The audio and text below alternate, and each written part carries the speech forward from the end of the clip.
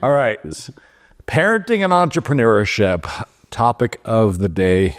We are in conversation with lots of parents, friends, colleagues of ours that almost always run their own businesses. And they also are trying to balance building a business with being a parent, and also somehow keeping the marriage going as well. So there's like a 3-ball juggle that's happening here. So how do we raise our family while growing multiple businesses? That's what we're going to talk about today.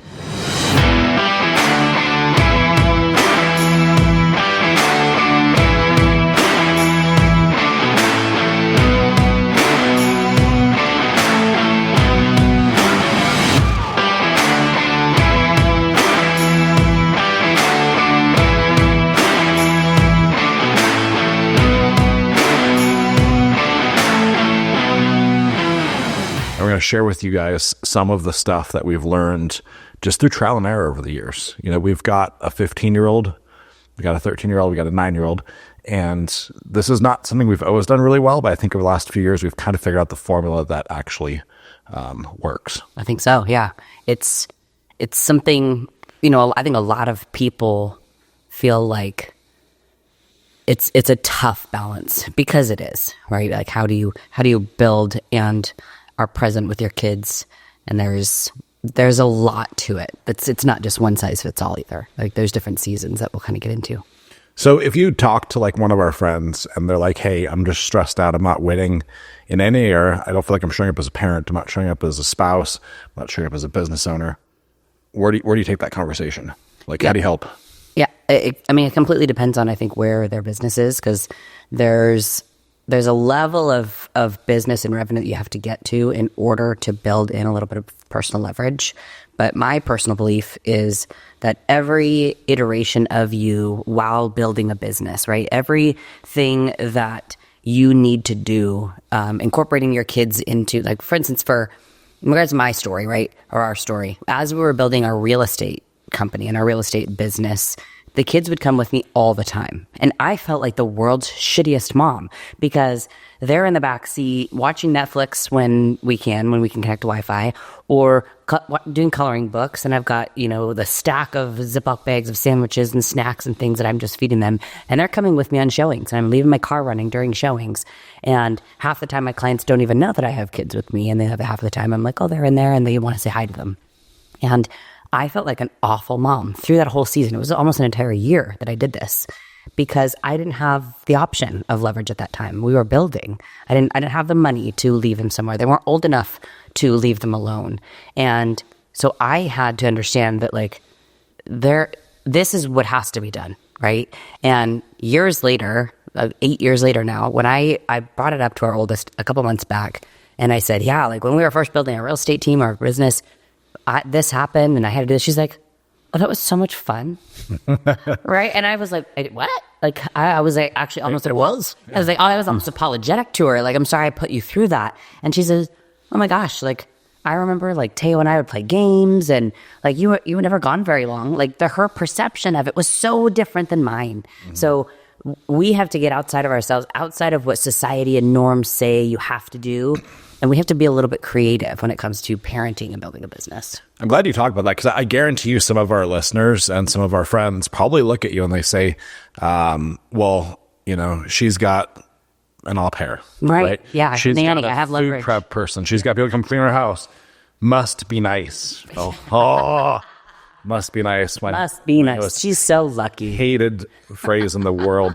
So, but you didn't get there overnight. You got there through a progression. And from working your fucking ass off, to be super clear as well. So I think the first thing to talk about is what is balance, because obviously when we're having this conversation, people are wondering, and what they're really asking is, how do I find balance in all these things I'm trying to do? And I think that the answer is not really that simple. And it's more season, right? Like we often talk about, like, what is the season of life that you're in right now? Like, are you in a building season? Are you in a like scrappy fighting season where you need to like pull your bootstraps up and go hop in the ring and fucking duke it out and get some big shit done? Are you in just a coasting season? Like what season are you in right now? And then you can kind of figure out what level of balance you either have access to or you don't. Exactly right. Yeah. And I would say that the misconception that balance feels like balance. It doesn't feel like balance. Balance is intentional schedule honoring, right? Balance has nothing to do with a feeling.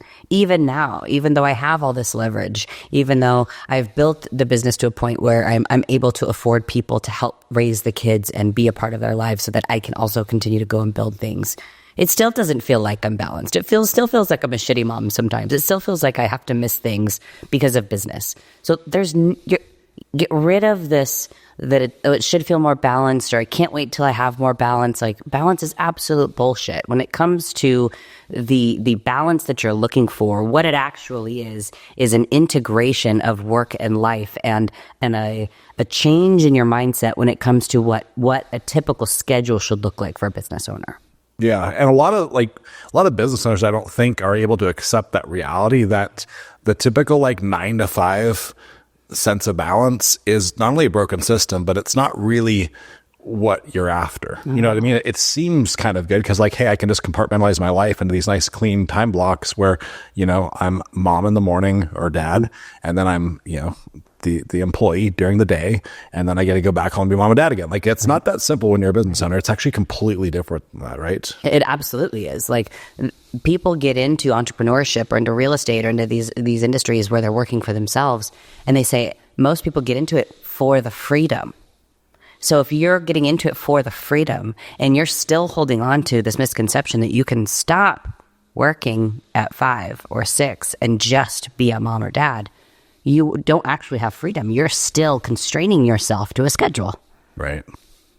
So, we often talk to people about the 4 domains, the body, being, balance, business. And obviously this one really strikes at the balance domain. Yes. But, people often will feel like they're not doing any of these 4 things right when they are out of balance. You know what I'm saying? They'll get that one really connects back to all of the others. Yeah, that's absolutely true. So as people are trying to find balance, I think that, again, you have to address the seasonality of where are you at in life, right? What are your goals and what is the reality of your situation? And then you have to really get very clear on what you want, right? Is it more important to work 20 hours a week and be there for your kids the rest of the time? Great. Okay. Can you accept the reality of that from an income perspective, right? How's that going to affect the other 3 domains, right? Yes. What is the cost of that balance? Exactly. I think that a lot of people, you may look at you and I, right? People look at us and look at our life, and again, must be nice. They're so lucky. And I think, there are a lot of people in our world, of course, who know how hard we work and who know what we've been through to get where we are. But we didn't really fuck off in our 20s. We didn't really party all the time and take off at 5 and stop working and take weekends off. We made a decision that we were going to simultaneously have kids young. So we had our babies. I was 23, 25, and 29 when I had our kids, which is young these days. The average parent is entering their 30s, right, at this point, and they've built something in their 20s. But we decided to simultaneously start a family and start a business, or be in business together. And we knew exactly what that was going to take, and we were both committed to doing it. And that means not being a super present mom. That means that my motherhood, when my kids were in their younger years, did not look like I'm playing on the floor with them all day. It did not look like I am doing crafts with them. And it did not look like I'm going to the park every day for hours. And no hate whatsoever on moms who choose that path, because it's an admirable path. It's very difficult. Being a stay-at-home mom is the hardest job by far in the entire world. But we chose a different path. And because we chose that path, we knew that it was going to look different, that it was going to feel out of balance. There were a lot of things that I had to get over as a mom, the mom guilt of not being that person that society says that you should be if you have kids and procreate. And so when you're choosing to get into business, when you're having when you have a family, you are deciding to prioritize building a business while also not being there as much as maybe you want to be, right? And that's a tough call. That's a tough choice. Now, I think you and I have been able to kind of bring it full circle and say that doesn't mean that we're bad parents, right? Because what is the involvement in our kids' lives? What part of their lives are important for us to be involved in, and where do we show up? Right. Yeah, no, that's a great segue to what I wanted to talk about next. A lot of people, I think they misdefine what being a good parent really is, you know, and they think that it's just being at everything for that kid. Yeah. And that's awesome if you can do that, but that's not a reality for most people. I think really the goal you're after is the impact on the child. You know what I'm saying? And while that can be supporting them via physical proximity, a lot of that is what happens, you know, on the peripheral with them in those conversations that are kind of at random, and the example that you set for them as well, you know? That's exactly right. You know, a coach that I had for, you know, a while back, and somebody that I'm still in close contact with, Zen Brooke, she kind of taught me through mom guilt. And she really taught me that, you know, in a child's life, every single person that child comes in contact with is meant to teach them something on that path. And so every person that we've brought into our life, obviously we're vetting them, we're, you know, managing them, we're double checking their behavior and schedule and consistency and how they are, you know, disciplining if necessary and all that. But every single person we've brought into our kids' lives that has had an impact on them has taught them something, and they take and glean something from that person in a positive way, right? So if you and I are the only people ever around our kids, that actually creates kind of a sheltered environment for the kids to only see one way of doing things. Whereas us bringing multiple nannies and now an au pair into our world, they get to see different perspectives. They get to also problem solve. It helps them critically think a little bit differently. Like, do I agree with this person? Am I in alignment with what they're doing? You know, like, it gives them a perspective in life that they wouldn't have if I was the only one and I was just a stay-at-home mom. Yeah. So let's shift gears just a little bit and talk about how to really lead your children too, because that's part of the conversation. Like, how do you get your kids to understand that, hey, mom and dad are going to be working a lot, you know, and when that's a hard reality? Yeah. I mean, the first thing for sure when they're younger is just enrolling them in the process, right? Like explaining to them, this is what it's going to look like. You know, I think we've done a really good job always of making plans with our kids and saying, hey guys, like this is what we're doing. This is what my schedule is going to look like. You know, our 9-year-old now, every single night when I go in and say goodnight to her, which we do every single day, every single night. Hey mom, is it a gym day tomorrow? Okay, what time are you getting up? What time are you leaving the house? When am I going to see you tomorrow? And so I'm able to set expectations with her. And I think that in and of itself, like telling your kids what's going to happen, setting expectations, and then fulfilling those expectations, or letting them know if something changes, is just it's a courtesy in any relationship. But respecting your kids enough to say, hey, like, this is important. I need to take care of this.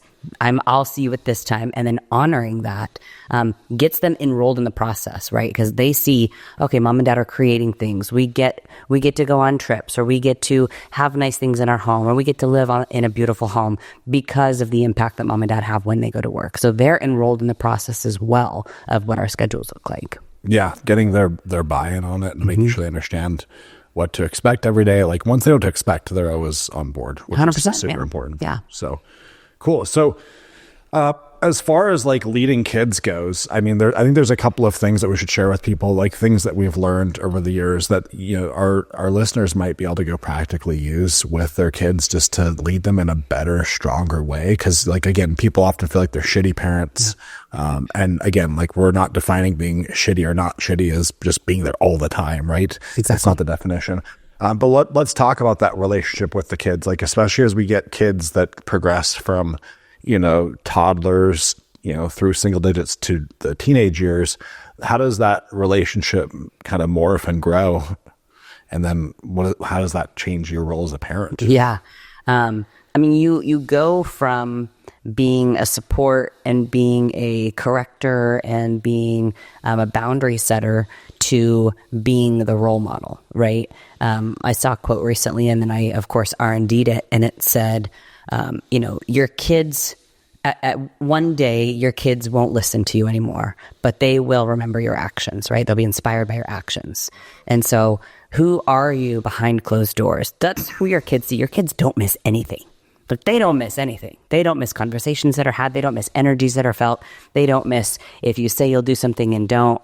They may not ever bring it up, but they don't miss it. And so who are you? Are you in integrity with yourself day in and day out? Are you who you say you are at work, at home, right? And it's that kind of stuff. Being the role model is when they're coming up through, you know, the single digits, like you said, into the preteen years, you go from being the like necessarily being an authoritarian and maintaining bedtimes and maintaining boundaries and needing timeouts and having them take breaks if they're overstimulated. And, you go from having to actually manage their behavior to becoming the role model and somebody that they want to start being like.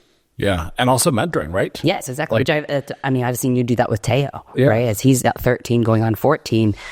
This year was the year he kind of stepped up and said, I want to change, and I don't know how. If you hadn't been working out and diligent with your diet and exactly who you say you are, living in integrity at home, just like you do in the world, he wouldn't have a blueprint. Right. Yeah, and you do a great job of this with Maya too. I mean, I think, the mentorship role with the kids as they enter the teenage years becomes really, really important. But I think you also have to make sure that they know at the end of the day that you're still going to be the parent before you're going to be their friend. Yeah. Like, hey, it's really cool if we can be friends at the end of the day, but I'm here to lead you first. Almost just like a team member, honestly, in business, right? Like, hey, I hope we can be friends. That'd be awesome. That'd be my dream come true. But my role first is to lead you successfully. Yeah. Right? So what does that look like? Like in practicality, how do you go from role model to, rule enforcers? I mean, you've seen it with Teo. Sometimes it's really hard ass conversations. It's calling you out on your shit. It's like, hey, you stepped out of alignment. You know what I mean? And you need to fix it. It's like, the way you talk to your sister is unacceptable. The thing you said to mom, that shit's not going to fly. And reminding them that, hey, like literally what I just said to you, I want to be friends with you, but right now I'm not your friend. Yeah. I'm your leader and I'm calling you out on your shit. And the way that you're acting is unacceptable. You have to fix it. And then we can come back to being friends again. 100%. I think, as elder millennials, right? Like in just cresting into the 40s, half of our generation have tried to adopt this like gentle parenting thing where they kind of let the kid like kind of do their thing and then they just kind of gently correct them. And I think you and I have done a good job of being like the old school parent with the new school role model, right? Where like you said, you're out of fucking alignment with what we do in this family, right? That is not how we do things in this household. And so talk a little bit about our core values and how we brought those into the home. Well, first, before I do that, I want to address what you just said. You're talking about the you're not okay, I'm not okay, and that's okay bullshit, right? Yeah. This is basically a foundation of lies and mediocrity. And that, like, this is getting to a much deeper rabbit hole we could go down, which is basically the deterioration of exceptionalism, right? It's hugely problematic and it's unacceptable in our family. Yes. But when it comes to the family values, like about a year and a half ago, Craig Ballantyne actually, like, he did like a blog or podcast or something about this. I think we were traveling. I listened to it. I was like, hey, this is a really good idea. I think that we've got awesome business core values, but what are the family's values? Like, what do we live and die by? What do we stand for? And so we ended up writing these out with our kids and they're on the wall in our living room now. And kids call them out all the time too. They're like, Dad, come on, attention to detail. Yeah. I think we wrote it out. I think there's 10 or 11 of them, something. And we wrote them out. I made a little thing on Canva. I put it on a site like Vistaprint, literally created like this. It's like a 16 by 24 canvas that is put right in the middle of our living room. So at all times when we're in the great room, the kitchen, dining area, we can look at it and be like, is that in alignment with the values of this family? And that's powerful. Are you being a Novak or not? Exactly. Right? These are the things that a Novak does. Well, and so that, again, how do you lead kids? Well, part of leadership is defining targets for people, Yes. right? So making sure that it's very clear on what we're looking for and why we're looking for that thing and having those conversations. Like if we haven't defined what we want, how can we expect them to live up to that standard? Right. Right. Exactly. So that's super, super important. The other thing, and you mentioned this too, I want to just circle back to it. You mentioned leadership by example. We know people that don't do this, parents, that are in our circle. We're not friends with them because it's out of line with us, but we see them telling their kids like, hey, you need to go work out, right? You need to go lift weights or run or whatever. And this dude looks in the mirror and he's embarrassed by what he sees. He's 50 or 60 pounds overweight and he's not practicing what he's telling his son to do. And that breeds massive lack of trust between the child and the parent. What is this bullshit that you're asking me to do that you're not willing to do yourself? And why would I do it if you're not going to do it? That's exactly the framework the kid starts looking at the parent from. And that's a dangerous, bad place to be. At that point, you have officially actually lost all credibility with your kids. That's exactly right. I mean, our job as parents is to lead these people and teach them the ways of humanity, of living in society in a productive way, of contributing to society in a productive way. And if you are this do as I say, not as I do bullshit, they're going to go out in a society literally assuming like that's now going to be the filter that they look at everything, and they're going to assume, because this is what they knew inherently growing up, that okay, they're going to get a job, this person's telling me to do something, they're not even willing to do it, right? That you're giving them that lens to look for the rest of their lives, as opposed to the trust between a parent and a kid saying, I'm not asking you to do anything I'm not already doing myself. So if I'm willing to do it, I expect you to do it, and holding them to that standard by you also doing it, you will create a confident and incredibly contributory person to society in any workplace, in any medium, which is really powerful. Yeah. So the trust with the kids is really built through following through on what you say you're going to do. Like if I tell my kid I'm going to do X, no matter what, I'm going to fucking do X, That's right? No matter what, I'm going to do it when I say I'm going to do it as well. It's not just going to be something that lingers. I'm going to tell you what I'm going to do and when I'm going to do it. And I'm going to make sure that I actually do that so that you see by example of what execution implementation looks like and following through. That's the foundation of trust, is can you trust me and can I trust you that when you say you're going to do something, you actually are going to do it? That is the foundation of it. The second part of it is just the exact same thing again. Am I leading by example, right? Mm-hmm. Am I the example of what I'm asking you to do? Exactly right. So you segueing into this next one, because I think you do this really well, and our kids have a big conviction about this, but how do you keep your kids, especially getting into these formidable teenage years, right? We have 2 teenagers. They're going to be 14 and 16 in the next couple months. How do you keep teenagers from doing dumb shit? Well, I'm going to use an example of our oldest daughter, and I'm not going to name names or anything beyond her. But like she got involved with a boy, like her first boyfriend, or was it like a year ago, like super casual kind of thing. This is like a bad apple kid. You know what I mean? Like this kid was just like going the wrong direction, and it was like super obvious to you and I. We're like, nope, this kid is bad news. But we couldn't just tell her and be like, hey, this kid's a piece of shit. Dump him. And you need to drop like a bad habit, right? She would have resented that. She'd be like, you're telling me who to date, right? Instead of like really helping her better understand why we think this about this person, right? And so what did I tell her to do? I said, hey, it's really important that you look at this person's actions, not the words that they're telling you. The words that people tell you are very easy to make up, to manufacture, and to manipulate. But the actions they do, what you actually see and witness them doing, what you experience them doing, that's what the person really is. And she actually started looking around what this guy was doing. She's like, I don't like that. I don't like that. I don't like that. And I'm like, if he's lying to that person, why that person not be lying to you as well? You know what I mean? Yep. So really getting them to open their eyes and look at the experiences of the people that they're spending their time with. Like, what do these associations look like? Are these people of integrity that are going to make me better? Or are these just, people that are just like bad apples like that kid? Well, exactly. You did such a great job with that, because really what it is, we can't, like you said, I can't tell her what to do. I can't tell her who to like. I can't tell her who to hang out with, but we can bring awareness and try to bring some objectivity to the situation and say, does that feel like it's in alignment with your heart? Does that kind of activity, is that in alignment with who you want to be associated with, right? When you think of the people that are important in your life, your professor at jiu-jitsu, your really close friends, the parents of your close friends, right, who love and respect you, will they all be super proud of you being associated with that kind of behavior, regardless of the person? Because especially teenage girls or teenage boys, their feelings are very real. They are very real, and they are very wild. And so being able to pull them out of the emotion and look critically at the situation objectively is a very tough thing to do, but that's exactly what you did with her. Yeah, thanks. The other big thing I think with the kids is getting them to understand that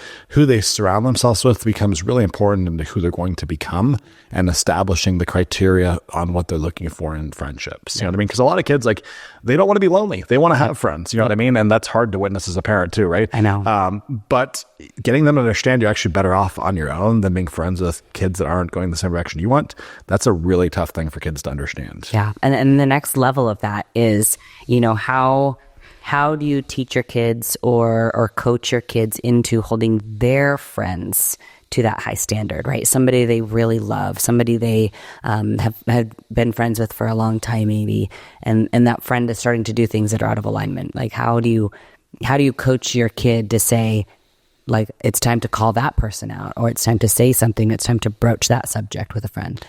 To me, it's about, if somebody says something or somebody does something and you have a feeling that makes you feel off, you must address that with the person, right? And getting kids to not just bottle that in and say, hey, what this person did made me feel off, or it made me feel weird, or it made me feel like just kind of gross. But being able to actually communicate back to that person why it made them feel that way. That's the single most important thing in my opinion. Like, don't just shove this in a dark corner of your soul and pretend like it didn't happen.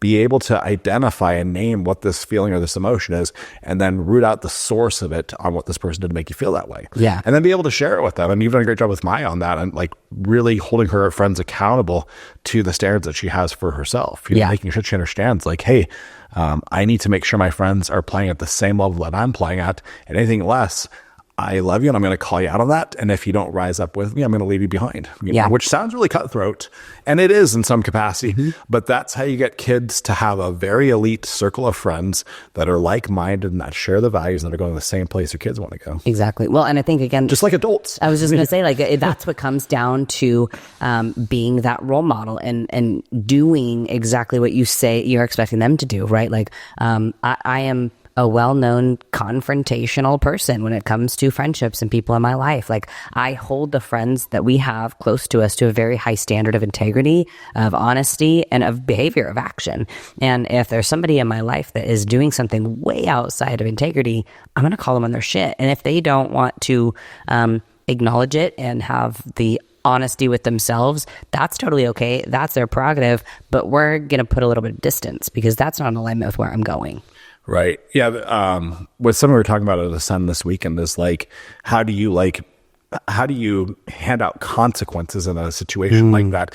And I think the best way to hand out a consequence in that format really is the removal of proximity, right? It's like, hey, I'm going to remove proximity. I don't want to be around that. And, I've always been there to support you as a friend, but right now I'm going to take a step back from that. 100%. So, let's talk about a couple other things, like talking about money with kids. Like, this is an interesting one because kids have no context of money, right? It's a very interesting conversation with them. And it changes based on how old they are too. Like, the conversations we have with our 9-year-old are very different than conversations we have with Maya, our 15-year-old. Yes, it is. There has to be some sort of grounding, and they have to feel some sort of gravity of the situation, right? And of course, you have to identify like what things are a right for you to have, right? Like what things will we as parents cover regularly? It's not like you have to be deserving to get. It's like a necessity of life. And then what things are extra, when things are not right, but would be a privilege to earn.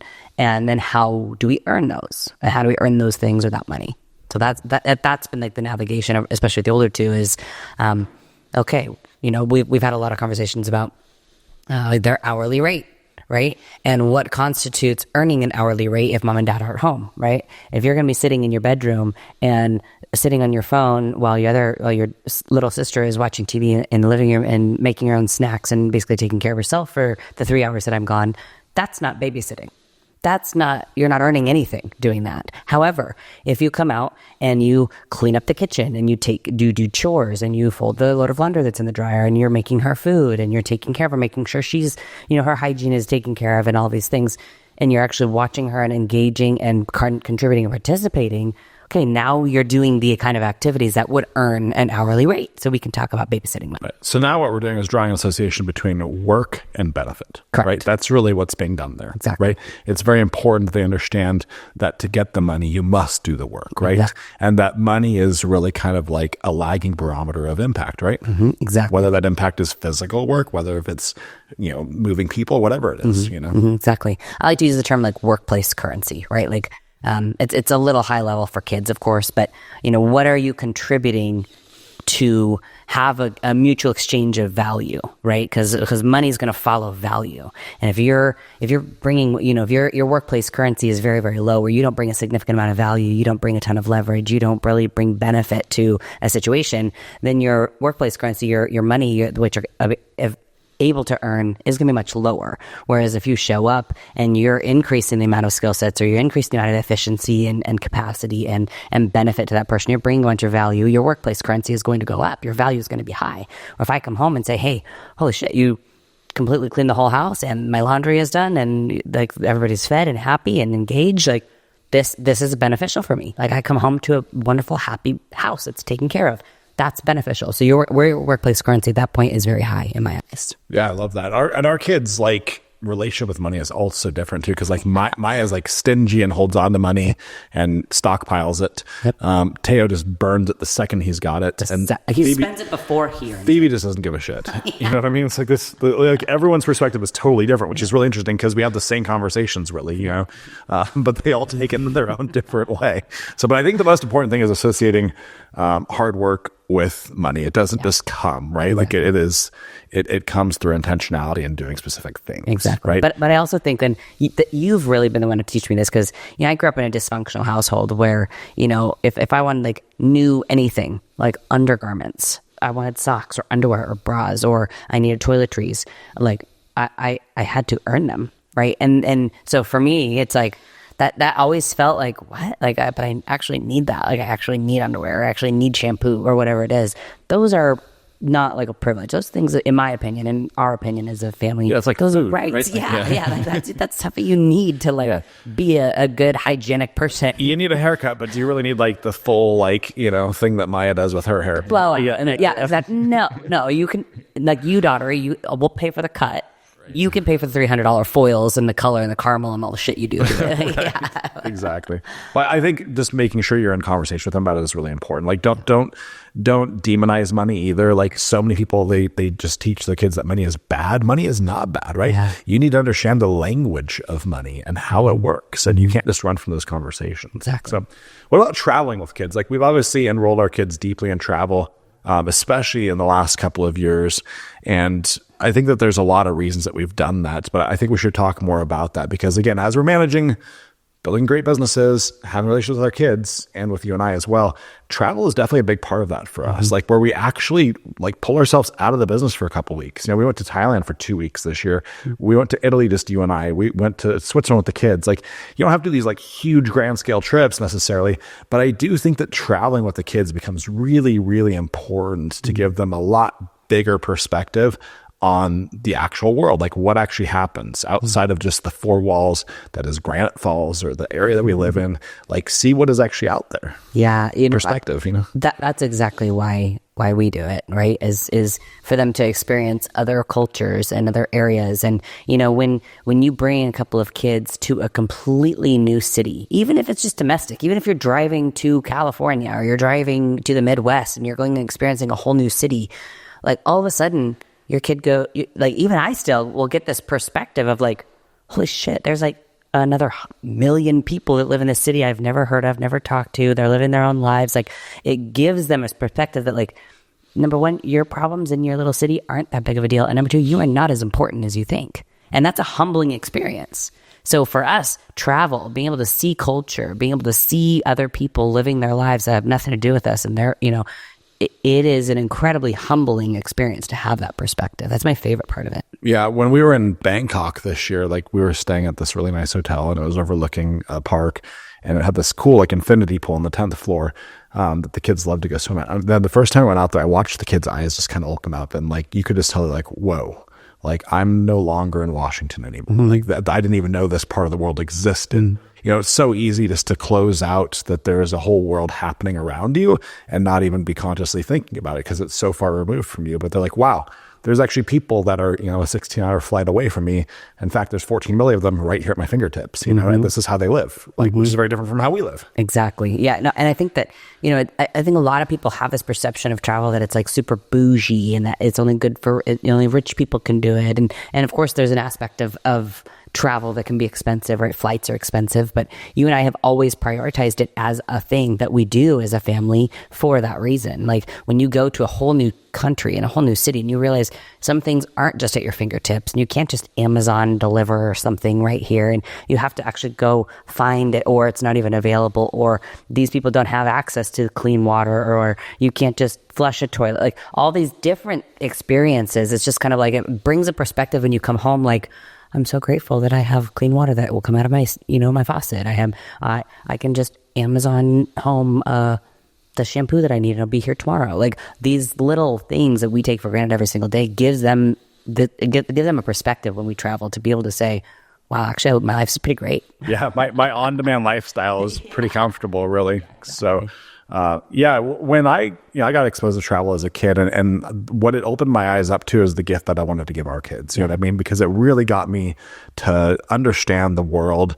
It got me like super in touch with myself, so that I had like massive self-confidence, just because I had kind of been around there and like seen different places, and I've been in like weird situations. Like I've been to France and to Switzerland and Germany, and just kind of like had to figure some shit out for myself. And that helps you just grow as a person. You know what I mean? And even, going to restaurants, right? Like we'll go out, we typically like kind of keep to ourselves during the day. We'll get our own food, of course, when we travel. But then at dinners, like have your kids order for themselves. Like a lot of kids will kind of shy away, and it's like you're not doing them any favors ordering for them all the time, right? Like get them to order for themselves, get them to speak up, look people in the eye everywhere all the time. Especially those, if you go places where they don't speak really good English, like it forces your child to get creative in regards to communicating with somebody who is not in their world.